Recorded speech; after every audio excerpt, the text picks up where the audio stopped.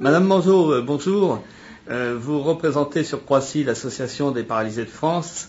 Je crois que vous avez un peu une double action, une action un peu généraliste et une action un peu plus précise dans certains cas. Est-ce que vous pouvez nous en dire plus en quelques mots, s'il vous plaît? Alors effectivement, je suis représentante de l'association des paralysés de France au sein de cette commission communale d'accessibilité.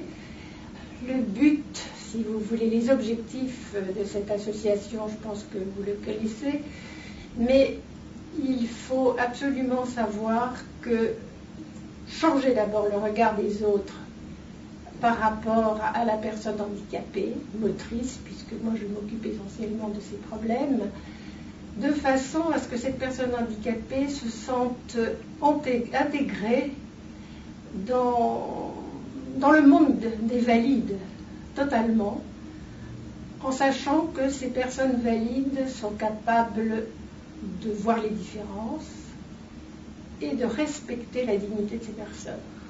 Alors, si ces personnes ont effectivement des problèmes, et Dieu sait s'ils en ont, ils peuvent faire appel à cette association, mais contacter, si vous voulez, pas pour n'importe quel problème.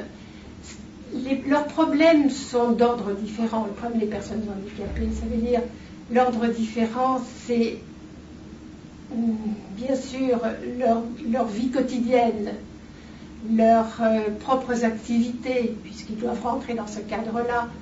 C'est aussi leurs droits à la ressource décente, leur droit à une compensation, leur droit au soutien de leur famille. Et tout cela, effectivement, l'APF peut répondre.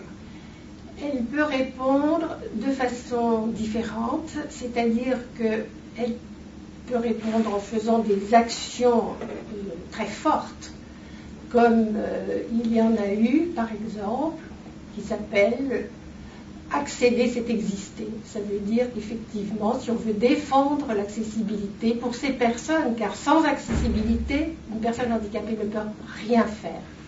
Nous voyons cela régulièrement, aussi bien d'ailleurs avec le service technique qu'avec la municipalité, et bien sûr avec les personnes handicapées concernées, parce que je pense, et ça j'aimerais beaucoup, que tout le monde s'en rende compte. S'il y a quelques conseils à donner sur ce point-là, ce sont les personnes handicapées qui le connaissent mieux.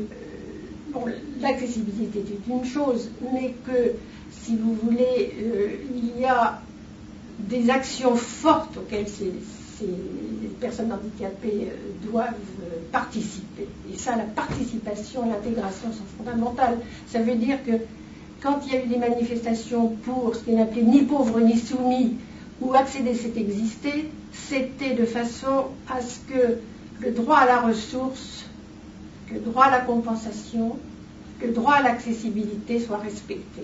Bon. Il y a un autre type d'action qui est la sensibilisation. Et là, les interventions de sensibilisation sont extrêmement importantes et la personne handicapée doit en faire partie. Bien sûr, à la mesure de ses possibilités. Ça veut dire que nous allons dans des lycées, dans des lieux publics, dans des mairies, même à la sécurité routière, de façon à sensibiliser et à montrer que finalement chaque personne handicapée est capable de rejoindre une personne valide. Et puis, il y a bien entendu le côté assez agréable, le côté d'activité. Il y a une rupture d'isolement qui est extrêmement importante. C'est-à-dire que si une personne handicapée est isolée, bon, elle appelle l'association ou elle m'appelle moi si c'est moins loin ou facile, mais on peut leur proposer un tas de choses quand même. Ça veut dire qu'il y a des ateliers de peinture, des ateliers de sculpture, des ateliers d'art floral, des ateliers d'informatique, il y a des voyages organisés, petits, hein, pas forcément très grands, des spectacles, théâtre, cinéma, etc. Donc tout ça c'est possible. Donc je pense que toute personne qui souhaiterait vous apporter une aide quelconque dans votre association serait la bienvenue. Absolument. Toute personne peut venir s'adresser à moi.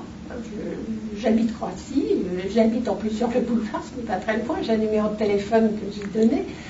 et puis s'adresser à l'Association des paralysés de France, à Voisins-le-Bretonneux. Écoutez, Madame Manzot, je vous remercie et je vous souhaite surtout bon courage pour votre action.